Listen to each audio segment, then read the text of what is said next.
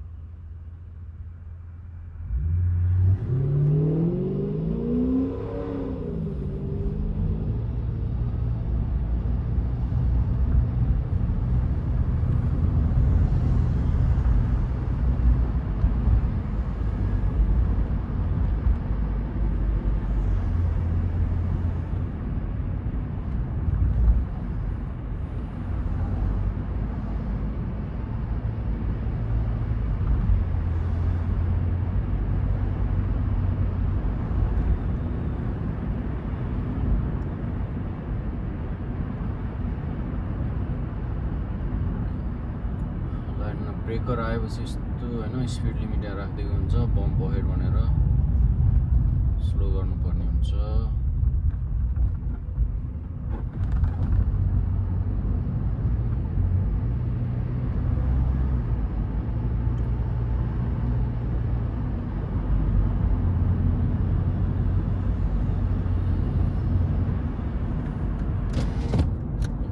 अब यो बाटो सिधा छ भनेर मैले फिल्ली पार्न मिल्दैन।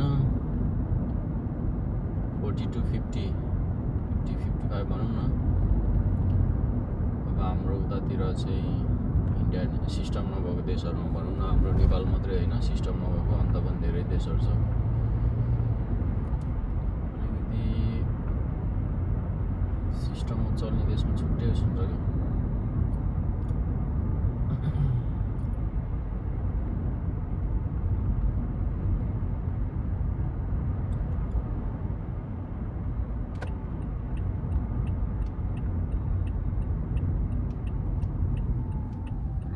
चाहिँ यस्तो गिभअवेमा हेर्नुपर्छ, दाहिनेबाट आएको गाडीलाई चाहिँ प्रायोरिटी दिनुपर्छ।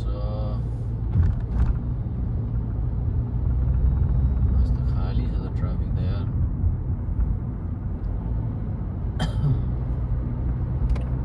यसरी बत्ती बालेर लेन चेन्ज गर्नुपर्छ।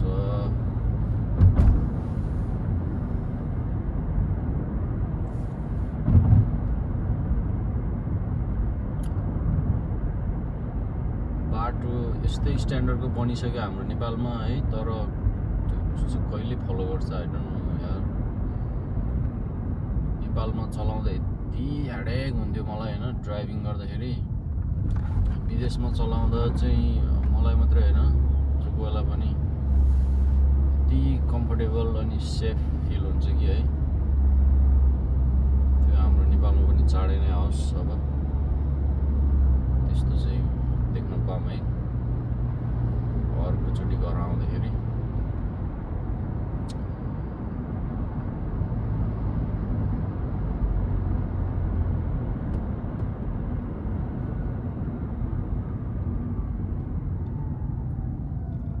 चाहिँ मलाई ट्राफिक त्यस्तो बस्नु पर्दैन कि लाइट राखिदिएपछि। तर हाम्रो नेपालमा चाहिँ के हुन्छ भन्दाखेरि लाइट राखे पनि अब मान्छेहरू नि त्यस्तै छ कि, पढेको मान्छेहरू नि नपढेकोहरू नि, एक दुईजनाले मात्रै हो त्यस्तो अलिकति रुल्स फलो गरेर चलाउने, नत्र बाँकी सबै गोबरै हो कि।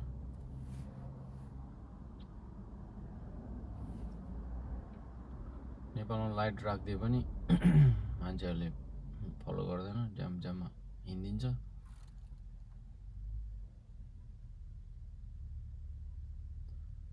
यसको बेस्ट सल्युसन के हो भन्दाखेरि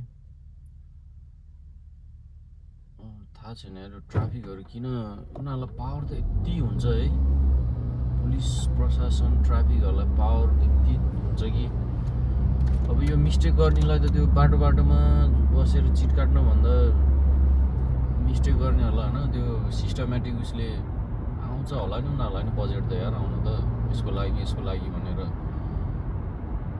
त्यो क्यामेरा हाल्ने ऱ्याडर्सहरू, अनि त्यो ऱ्याडर गन लिएर त्यो बस्ने बेलामा दसैँ तिहार त्यो सधैँ बस्ने, अनि त्यस्तोलाई झ्याम अब मिनिमम पनि 5,000 के पेनाल्टी, 5,000देखि अब स्पिड कतिको छ होइन के कस्तो छ उसको मिस्टेकहरू, सानोतिनो मिस्टेक हो भने 5,000 नत्र 10,000 15 त्यसरी हानिदियो भने त जो पनि डराइहाल्छ नि, त्यसको बाउको सातो जान्छ नि त्यसपछि त हो। त्यस्तो गर्नुपर्छ कि यहाँनिर फाइन सातो जाने गरेर हान्छ, over speed, red light cross minimum पनि 100 कति हुन्छ क्या हो, म त अहिलेसम्म पढेँ होइन, त्यो गर्नु पऱ्यो कि हाम्रो नेपालमा पनि।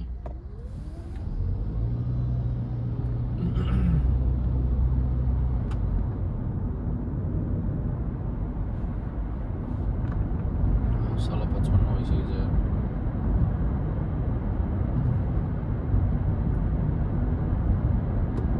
गयो 64मा पुग्यो त।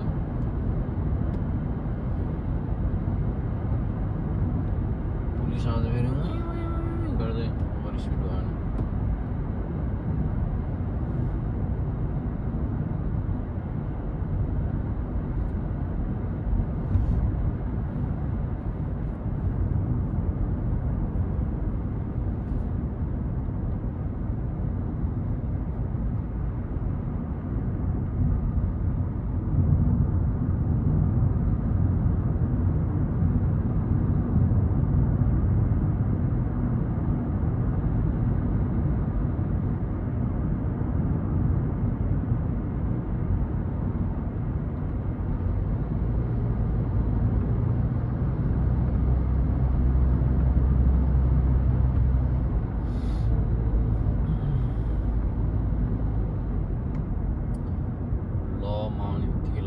यस्तै भइदियो हुन्थ्यो नि, ठाउँमा पुगिन्थ्यो।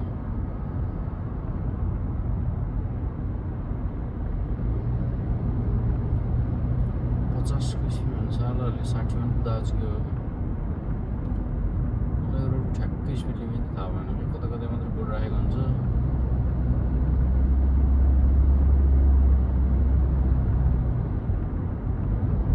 पुग्दा छ त्यसले यार 60मा पुग्दा जस्तो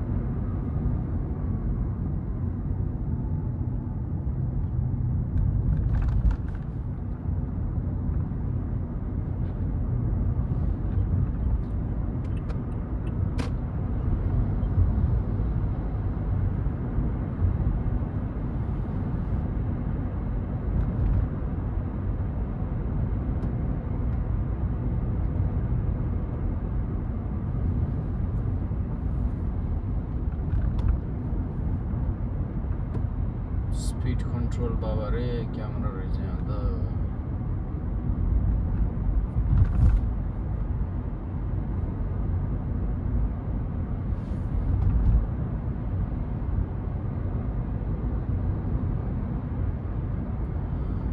अनि मैले चाहिँ नेपालमा म्यानुअल गाडी चलाउँथेँ है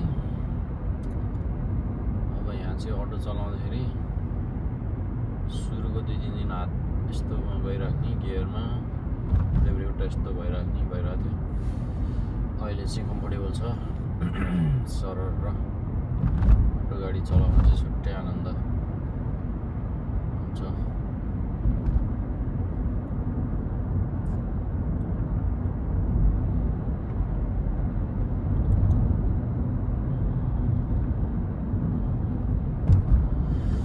हरि बलिरहेको रहेछ म जाने बित्तिकै पहेँलो बलिदियो भने टेन्सन हुन्छ क्या फेरि बलिदियो जाँठ जा भागमा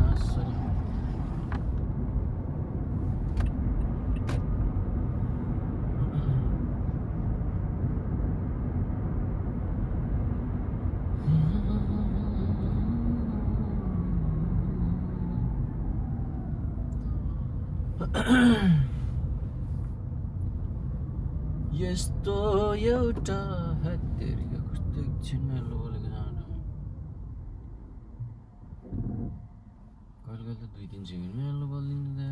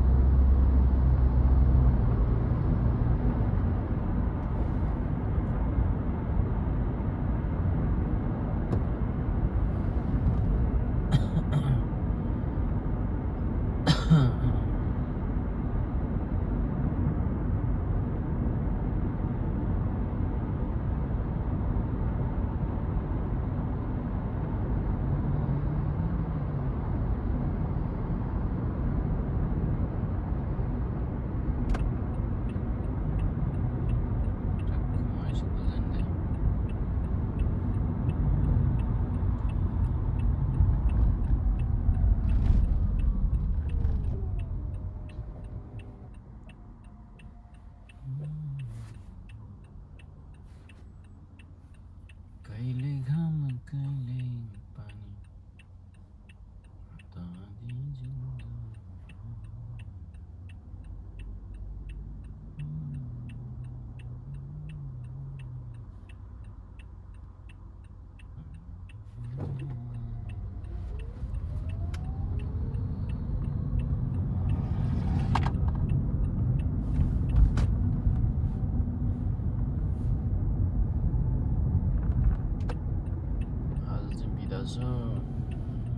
एकछिनमा मान्छे आउँदैन होला